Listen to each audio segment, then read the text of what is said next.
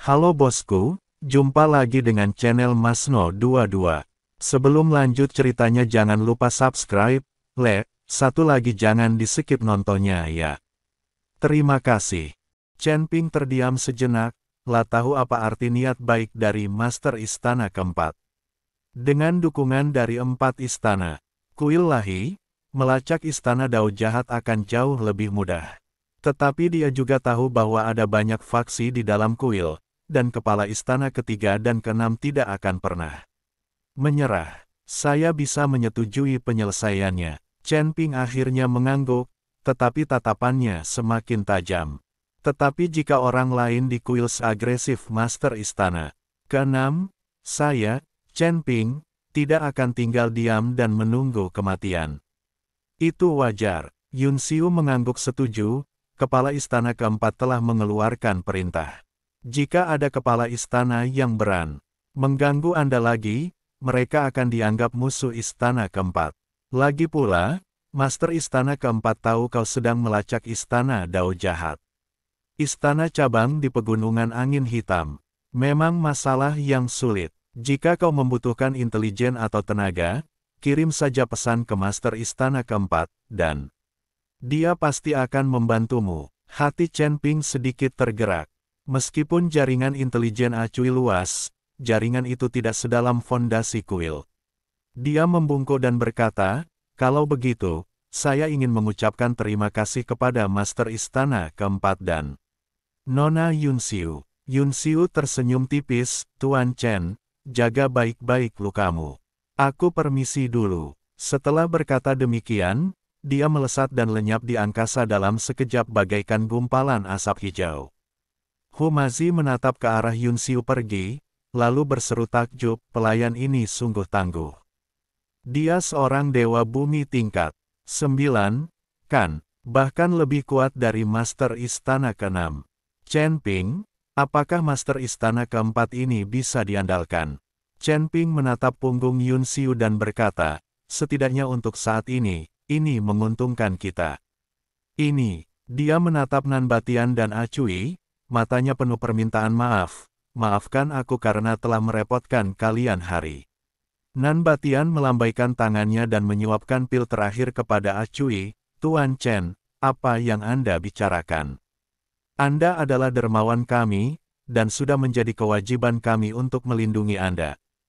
Cabang Istana Dao jahat sangat berbahaya, bagaimana kalau saya ikut dengan Anda? Acui juga mengangguk dan berkata, gedung informasi punya jalur rahasia di Pegunungan Angin Hitam. Aku bisa minta mereka menjemputmu. Chen Ping merasakan kehangatan di hatinya dan menggelengkan kepalanya. Kamu baru saja berbaikan, jadi istirahatlah. Dulu, aku bisa menangani urusan istana Dao jahat sendiri. Jika Tuan Chen butuh bantuan, beritahu saja aku, kata Nan Batian. Chen Ping mengangguk, lalu pergi bersama Humazi. Chen Ping dan rekan-rekannya tidak pergi mencari cabang balai jalan jahat, karena dengan kekuatan mereka saat ini. Chen Ping tahu bahwa bahkan jika mereka menemukan cabang balai jalan jahat, mereka tidak akan dapat menyelamatkan jiwa keluarga Hu. Sekarang Chen Ping perlu meningkatkan kekuatannya, dan meningkatkannya dengan cepat. Namun, untuk meningkatkan kekuatannya, Chen Ping harus tinggal di menara penekan iblis, sehingga kecepatan waktu akan memungkinkan Chen Ping meningkatkan kekuatannya dalam waktu sesingkat-singkatnya. Namun Chen Ping sedikit khawatir menggunakan menara penekan setan di penginapan dan meninggalkan Humazi sendirian untuk melindungi hukum. Lagi pula, sekarang banyak orang yang mengincarnya. Kalau ada yang menyerangnya saat dia sedang berlatih, pasti akan merepotkan. Maka Chen Ping membawa Humazi untuk mencari Mo Chen. Sekarang dia adalah murid tertua Sekte Pedang, jadi wajar saja baginya untuk tinggal di kediaman Mo Chen. Hari-hari pemulihan Chen Ping di rumah Mo Chen damai tetapi memuaskan. Kediaman Mo Chen terletak jauh di dalam hutan bambu di sisi barat kota Pedang Suci. Di halamannya, terdapat gubuk pedang kuno yang harum sepanjang tahun. Di ruang terbuka di depan gubuk, ratusan pedang kuno berkarat tertancap di tanah, membentuk hutan pedang yang unik. Konon, semua ini adalah pedang-pedang terbuang yang dikumpulkan Mo Chen dari reruntuhan medan perang atau sekte. Sekte yang runtuh saat ia berkelana keliling dunia di masa mudanya. La berkata, pedang bisa dibuang, tetapi jiwanya tak bisa dipatahkan. Melihat pedang terbuang itu seperti melihat jiwa pedang para pendahulu. Hanya dengan begitulah seseorang dapat memahami jalannya sendiri. Setiap pagi, Chen Ping akan menarik dan menghembuskan napas di hutan pedang untuk menyembuhkan lukanya. Ramuan yang ditinggalkan Yun Xiu sangat mujarab. Luka cakar di punggungnya telah sembuh dalam 3 hari. Roh jahat dan dingin yang merasuki tubuhnya pun berangsur-angsur menghilang di bawah kehangatan, jimat giok hangat pemberian Mo Chen. Yang lebih mengejutkannya ialah, dengan asupan energi pedang yang kaya dari hutan pedang, kekuatan spiritual dalam tubuhnya pun bersirkulasi makin lancar. Kemacetan yang tadinya tertahan di puncak level ke-7 alam abadi longgar, kini menunjukkan tanda-tanda mengendur.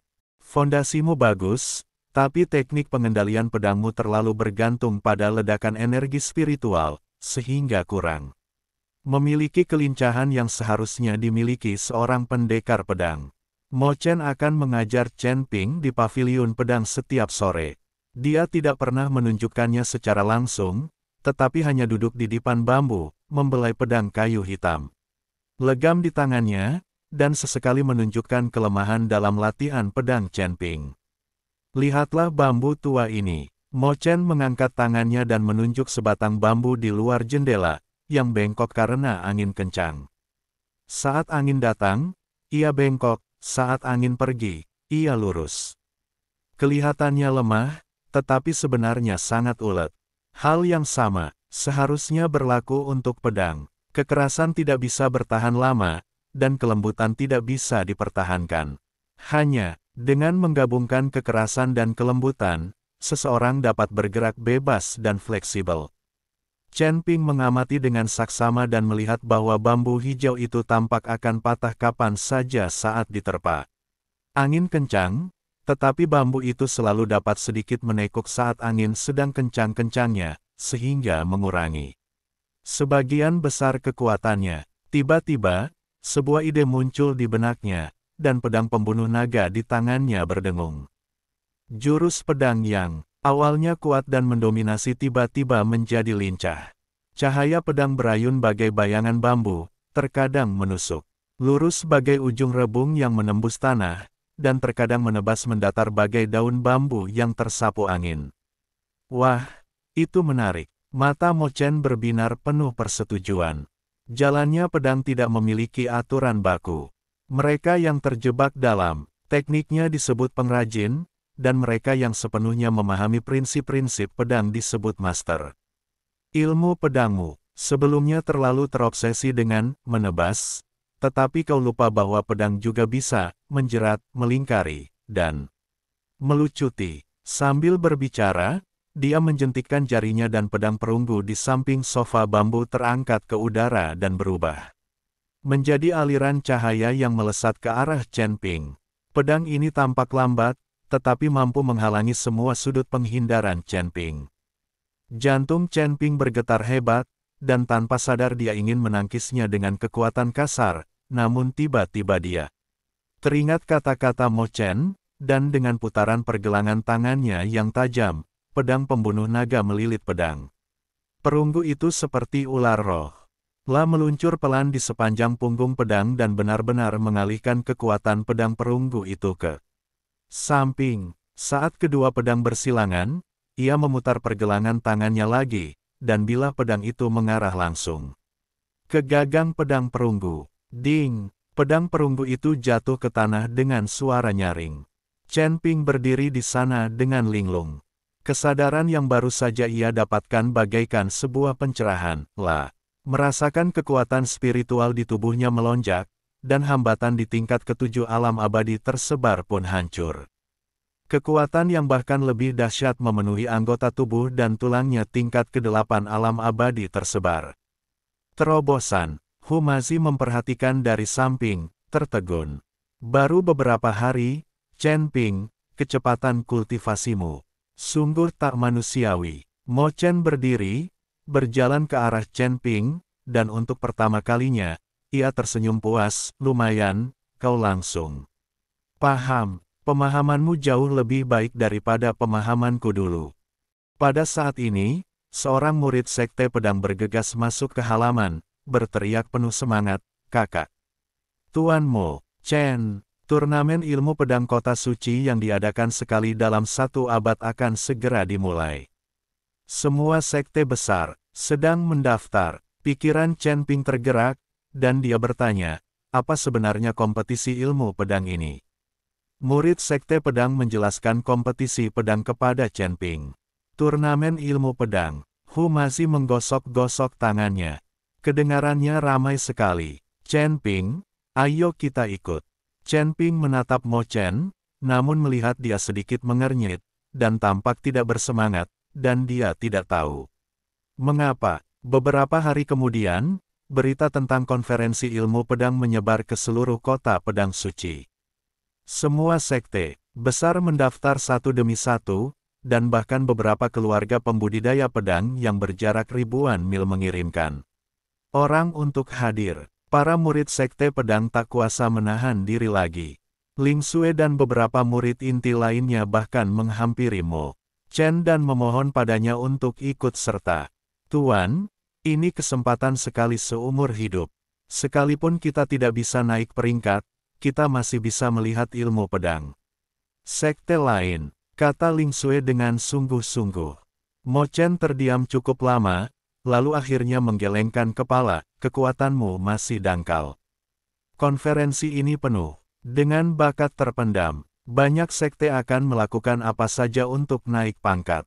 Naik pangkat hanya akan membawamu pada kematian yang sia-sia. Tapi, Ling Xue ingin membantah, tetapi dipotong oleh Mo Chen. Terutama Villa Pedang Lahi, suara Mo Chen semakin dalam. Mereka punya dendam lama terhadap sekte pedang kita. Murid-murid mereka dikenal kejam dan tak kenal ampun. Jika kita bertemu mereka di konferensi, mereka tak akan menunjukkan belas kasihan. Chen Ping mendengar tentang Villa Pedang Lahi dan tahu bahwa ketika dia memasuki kota, Ling Xue mengikuti Qin Feng dari Villa Pedang Lahi untuk berkompetisi dalam keterampilan pedang dan berjuang demi hidupnya. Jika saya tidak mengambil tindakan sendiri, salah satu dari keduanya akan mati. Ini, guru. Chen Ping melangkah maju, tatapannya penuh tekad. Murid ini bersedia mewakili sekte pedang dalam kompetisi. Kau, Mo Chen menatapnya. Meskipun kau telah menembus level ke-8 alam abadi longgar, murid inti Villa Pedang Ilahi setidaknya berada di level ke-4 alam abadi duniawi. Kau naiklah. Murid tahu bahayanya, tapi justru itulah alasan kita harus pergi. Chen Ping berkata tulus, kalau kita mundur saja, orang akan menganggap sekte pedang pengecut dan bisa ditindas. Lagi pula, murid ingin memanfaatkan konferensi ini untuk mengasah ilmu pedangnya. Ling Xue juga menimpali, ya, guru, kakak senior Chen mengalami kemajuan pesat, mungkin dia bisa menciptakan keajaiban. Kami juga bersedia pergi. Meskipun kami tidak bisa bermain, kami masih bisa mendukung kakak senior Chen. Murid-murid lainnya juga mengangguk, mata mereka penuh dengan antisipasi. Mo Chen menatap sorot mata penonton yang bersemangat, lalu menatap wajah Chen Ping yang penuh percaya diri, dan akhirnya mengalah. Baiklah, karena kau bersikeras pergi, maka terserah padamu. Tapi ingat, keselamatan adalah yang utama. La menoleh ke Chen Ping dan dengan sungguh-sungguh memberi instruksi, saya akan mendaftarkan kalian, Tetapel. Dengarkan, ada 3 aturan ketat untuk konferensi ini. Pertama, kalian hanya boleh menggunakan ilmu pedang, dilarang menggunakan sihir, senjata sihir, atau kekuatan eksternal. Kedua, kalian harus membawa senjata kalian sendiri, tetapi harus pedang. Dan ketiga, begitu kalian naik ke panggung, hidup dan mati diserahkan pada takdir, dan tak seorang pun boleh ikut campur. Terutama jika kau bertemu seseorang dari Villa Pedang Lahi, Mo Chen menekankan, teknik pedang pembelah langit. Mereka luar biasa kuat, dan setiap gerakannya mematikan. Jika kau merasa tidak bisa mengalahkan mereka, segera akui kekalahan dan jangan mencoba keras kepala. Menyelamatkan nyawamu adalah hal terpenting. Chen Ping mengangguk dan berkata, "Murid, saya mengerti." Melihat penampilan Chen Ping yang tenang, Mo Chen merasa lega, tetapi juga agak khawatir. Dia tahu bahwa kompetisi pedang ini tidak akan semudah kelihatannya. Orang-orang dari Villa Pedang Lahi mungkin telah menunggu untuk memberikan pukulan mematikan kepada sekte pedang di konferensi. Beberapa hari kemudian, kompetisi ilmu pedang dimulai. Lapangan seni bela diri di kota pedang suci sudah dipenuhi orang. Di tengah alun-alun yang dilapisi lempengan batu biru, arena giok putih dengan radius 100 kaki tergantung di udara. Dan tepi arena diukir dengan pola pedang yang padat. Cahaya keemasan samar berpendar di bawah sinar matahari. Inilah formasi pengunci jiwa yang dengan tekun disusun oleh para penguasa kota Sword Saint City.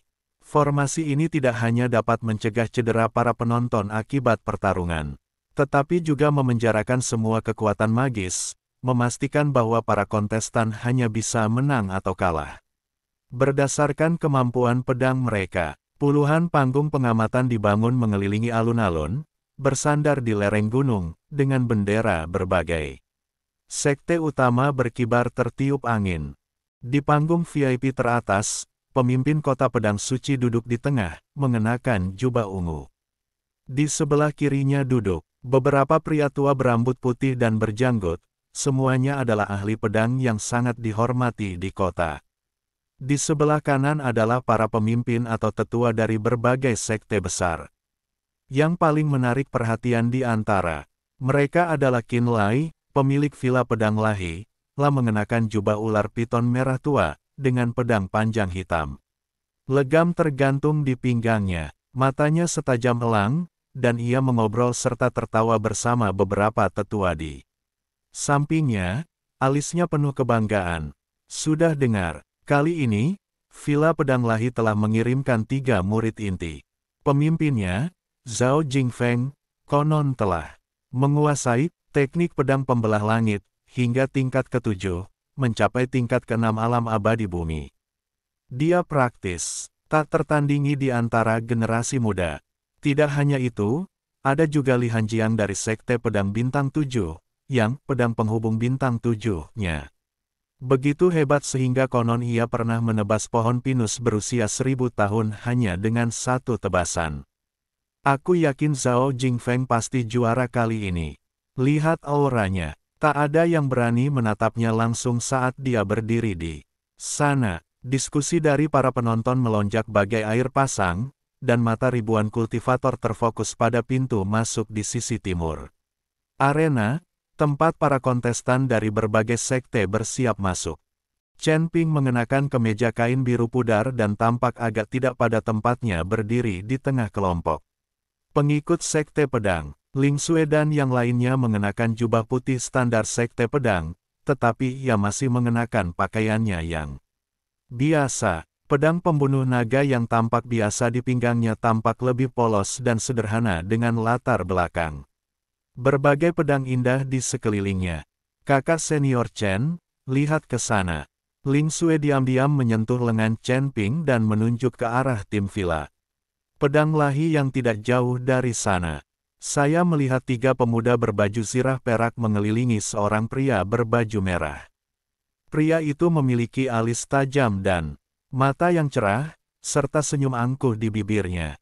Dia adalah Zhao Jingfeng. Lah seolah merasakan tatapan Ling Xue dan berbalik, tatapannya menyapu Chen Ping seolah-olah sedang menatap benda tak berarti. Lalu ia tersenyum sinis dan berkata kepada rekan seperguruannya di sampingnya, Sekte Pedang benar-benar mengirim sampah tak berguna dari alam abadi longgar untuk menambah jumlah murid kali ini.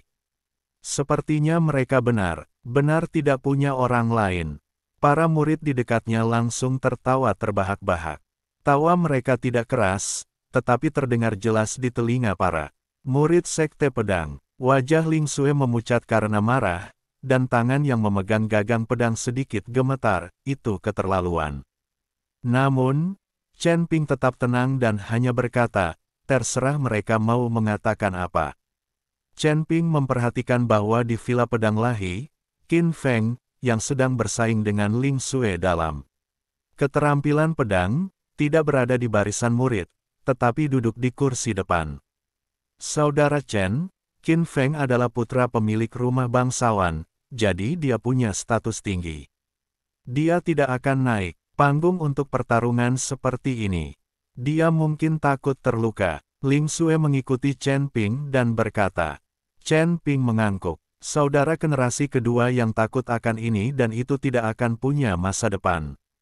Pada saat ini, sebuah bel berbunyi di tengah alun-alun, 3 panjang dan 2 pendek, yang merupakan sinyal dimulainya pertemuan. Penanggung jawab kota pedang suci perlahan berdiri, suaranya menggema di seluruh alun-alun melalui energi spiritual.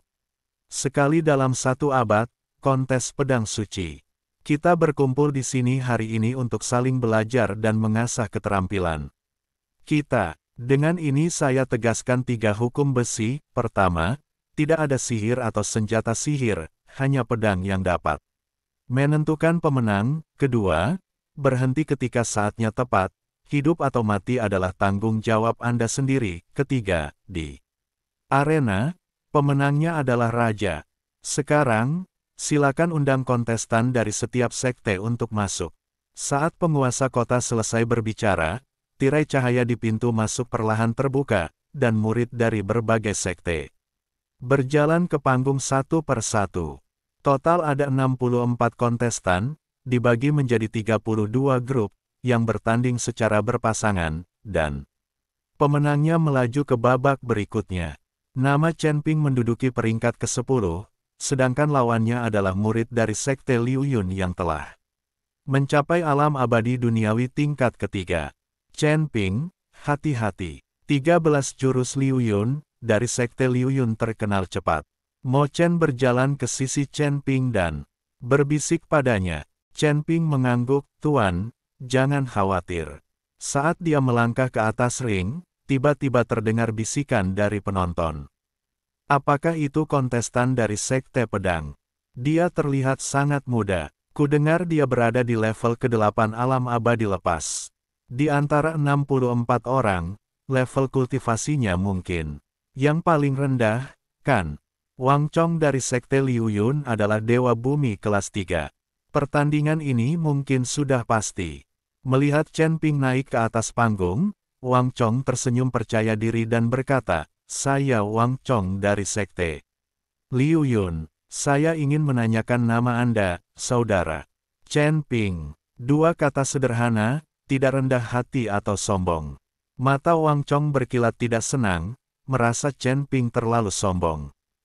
Tanpa berkata apa-apa lagi, ia menghunus pedangnya, mengubahnya menjadi aliran cahaya dan menusukkannya ke jantung Chen Ping. Ambi. Cahaya pedang itu bagaikan air, mengambang dan tak menentu, yang merupakan jurus awal dari 13 gaya awan. Yang mengalir, awan menggulung matahari terbenam. Kerumunan di bawah panggung hanya melihat kilatan bayangan putih. Pedang Wang Chong sudah berada di depan Chen Ping, tetapi Chen Ping masih berdiri di sana, tampaknya tak berdaya. Sudah berakhir, Chen Ping mungkin akan kalah. Kau terlalu sombong, iya. Kau bahkan tidak menghunus pedangmu. Ling Xue sangat gugup hingga dia menutup matanya.